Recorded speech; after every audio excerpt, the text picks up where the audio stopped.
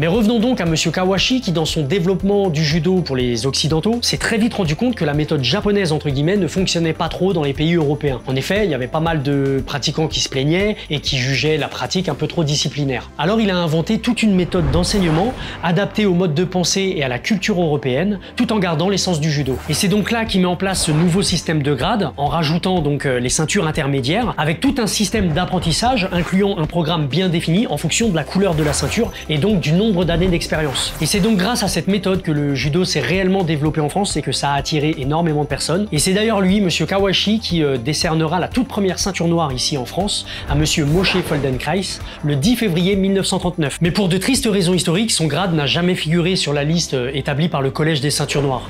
Tout simplement parce qu'il était de nationalité britannique. Et donc c'est pour ça qu'on se souvient surtout de Monsieur Maurice Cotreau comme la toute première ceinture noire délivrée par Monsieur Kawashi le 20 avril 1939.